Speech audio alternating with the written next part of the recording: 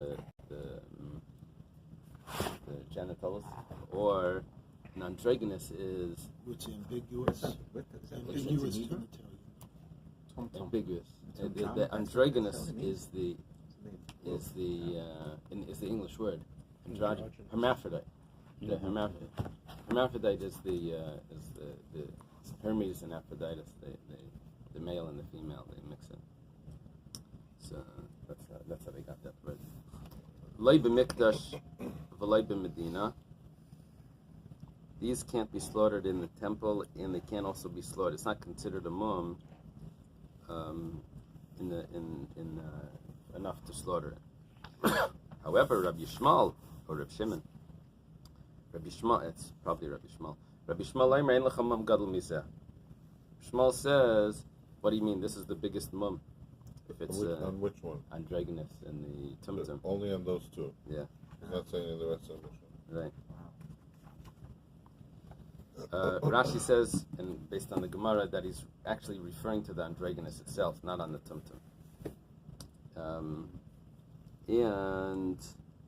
the Chum say it's not just that it's not it's a mum or it's not a mum. They say it's so much so that it's not even considered a bechar. Ela nigzas v'nevad. You see, if it's a bechar with a mum, you're not allowed to shear the wool and work it.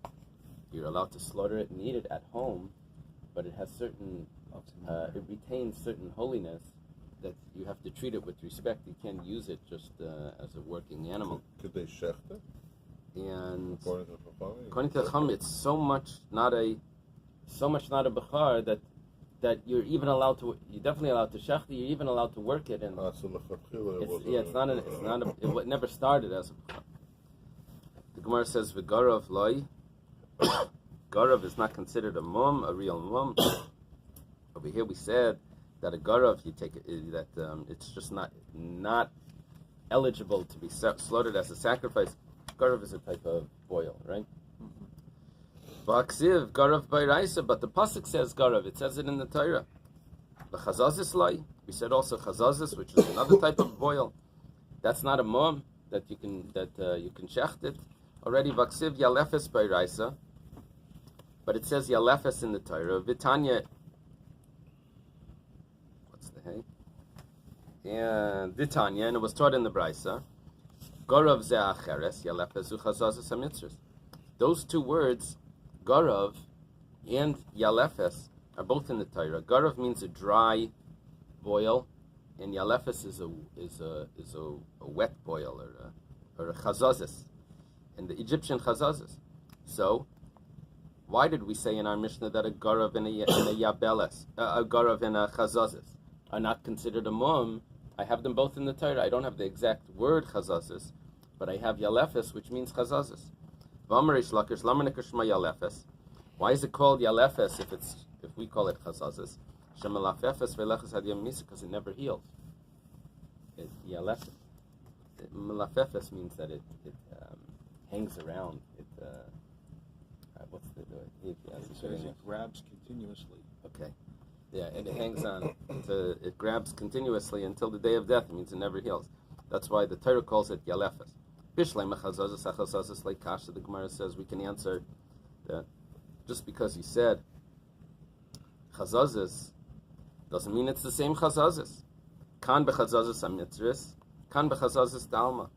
There's two types. There's a Egyptian one, and then there's a regular one. The Egyptian one means the one that hangs around. No, that had happened to the Egyptians at the time of the Makos. Right. That never do. Ela garav kasha, but what about the garav? It seems like there's only one type. It says no, garav nami like kasha, habalach habiyavish. There's a wet one and a dry one. Lach itzi. A wet one will heal. And yavish le mitzi.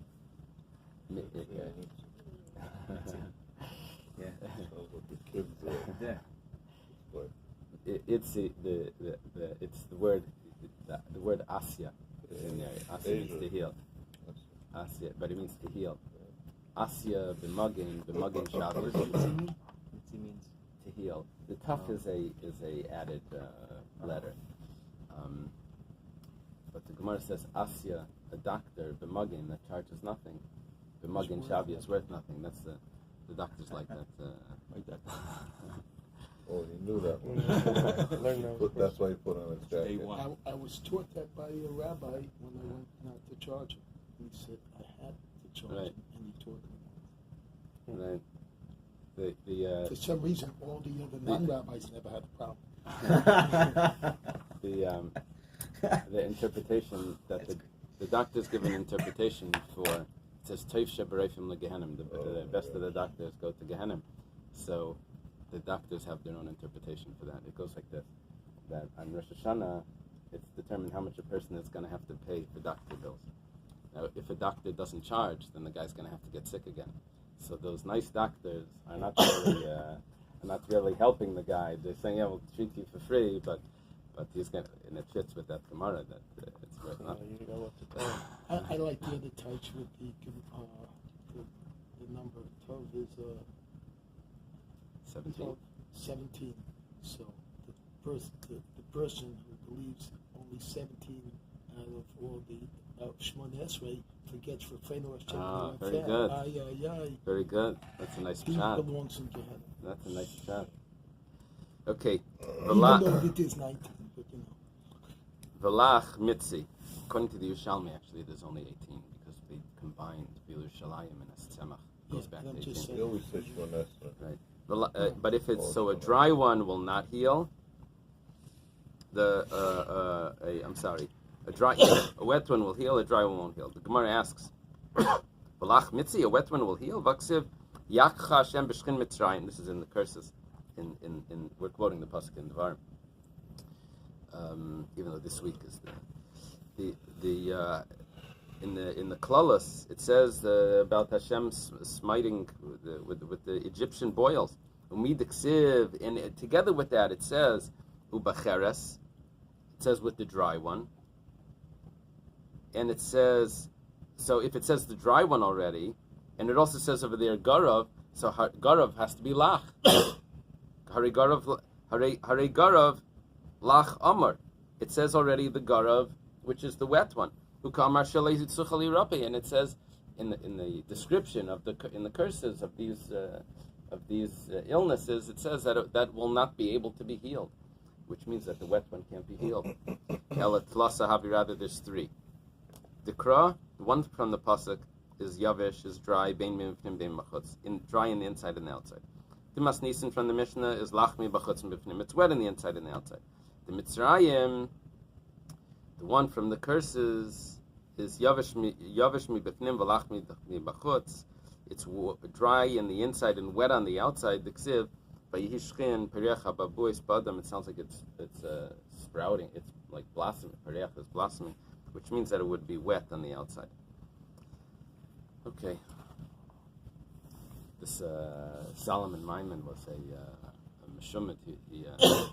He visited the Alter Rebbe. He was very impressed with the Nigunim, and he wrote an autobiography. He was a philosopher, but in his autobiography, so he writes over there, he was learning to become a doctor. It was very interesting. He was learning to become a doctor, but he didn't know a lot. So he knew one illness, something, anyway, someone says he has a headache. So he says, "Oh, so you're going to have a pain in your..." And he says, "So do you have a pain in your hand also?" Apparently the illness that he knew was a headache associated with the pain in the hand. So the guy says, "No, I don't." He says, "Well, it's gonna have to come." He only knew one illness so far. So anyway, over here we're saying like the chazazis in this. There's many different types. Just because we have one doesn't mean that that's the only. Okay. In acupuncture, which I studied and practiced, one of the main points in the body is in the hand, and that controls the head and headaches, toothaches, and things like that's right here. So it controls the whole head. He's the pressure points. No, it's never worked for me. But I know what you're talking about when they press here. Maybe it didn't. It just never worked for me. Oh yeah, almost broke my hand. You have to do it a certain way. That's why they didn't do it right. It has to be down and towards the bone until you feel like an electric shock, and then you know it's the spot. Tell me next No, week. well, I have a headache. Don't touch me. You're sick.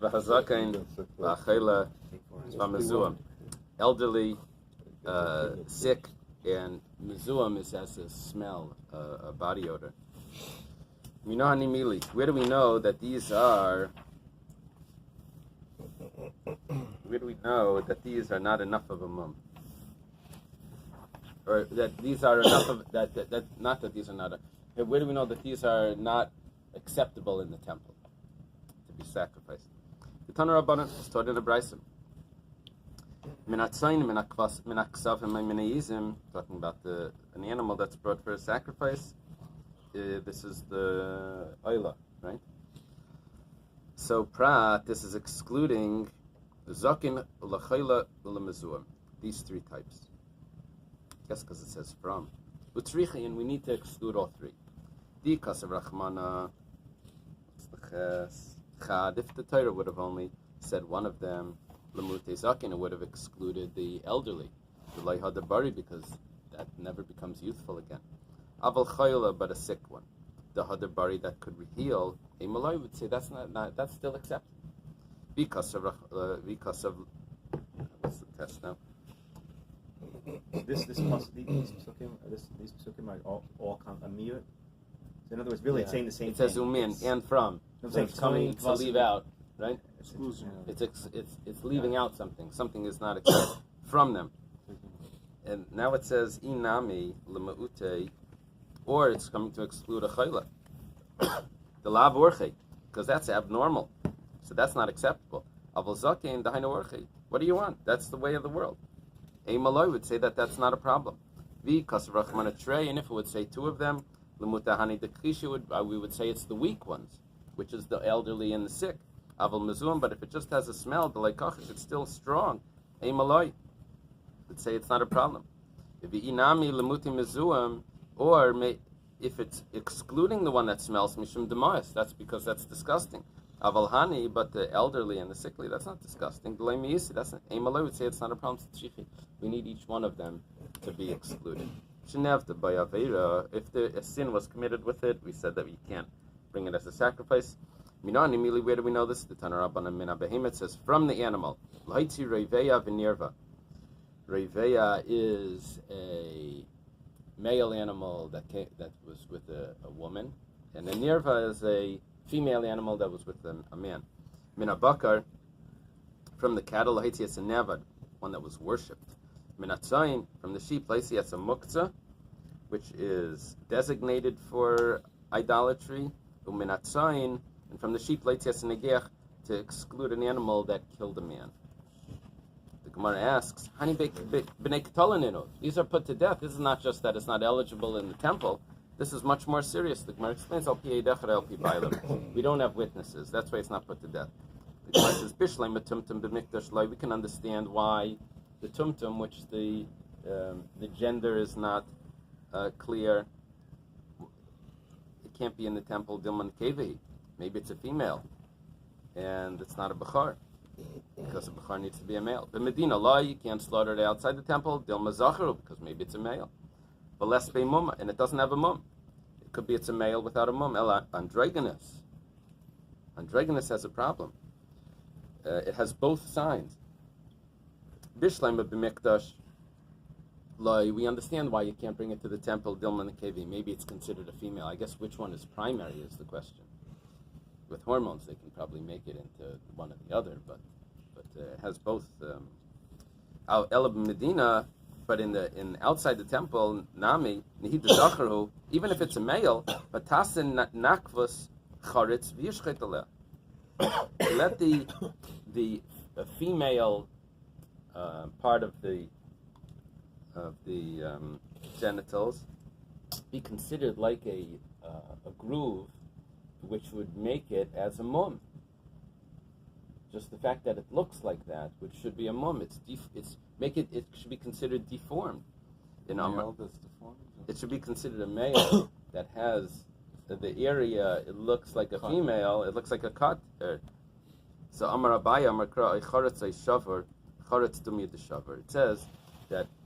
How do they translate Charetz over there? It says cracked or broken. Cracked. It has this crack or broken. The crack needs to be similar to the broken. Mashavar b'makom etzem, just like broken is by a bone. Afcharetz b'makom etzem, also the crack needs to be by the bone, and here it's just in the flesh. Rava Amar, Rava says, B'loi shavar nami le matzis amrit. Even without that, you can't say this. Because that charetz b'makom basar habi muma. To say that this crack by the flesh is considered a mum. The isal kadaita chavi muma, because if you would say that it is a mum, so kivan damar garav zehu cheres, if we say that garav, once we say that garav, which is a type of boil, is a dry boil, michratz charetz. We're talking about, we're jumping over now to saras, which was not what we were talking about. We'd say, bringing proof from it. Yeah, we're gonna bring a proof from this that charetz can't be b'makom basar, because this crack tiksiv umareo amak min ha'ar, by the garav, it's considered like it has a crack. It's considered a nega. It looks deeper than the flesh. Kamarachama hamuka min hatzel, like the sun looks like deeper than the shade. Lichtav rachmana charetz v'lei bari garav. Once it says charetz, I don't need garav because automatically it's considered a crack. Amina charetz. What's this? Yudaled. Amina charetz v'lei ma'is havimuma garav dema'is lekolshkein. If charetz, which is not disgusting, is already a mum, so garav dema'is lekolshkein garav, which would also be considered like a crack, and it for sure should be a mum. So it must be that a crack is not a mum if it's only b'makom basar. It needs to be by a bone. Because rachmana garav, it says garav l'meimar the charetz b'makom basar le'avi mumma, that is not considered a mum. Can we go? No, let's stop over here. Okay. Is there a basis for closing the book? Since I was a kid, they always said close the book so you don't. Yeah, it has to do with respect for the safe and not just to leave it waiting. But is there a basis does it to say it? it's No, I'm saying, does it say it anywhere, or is there something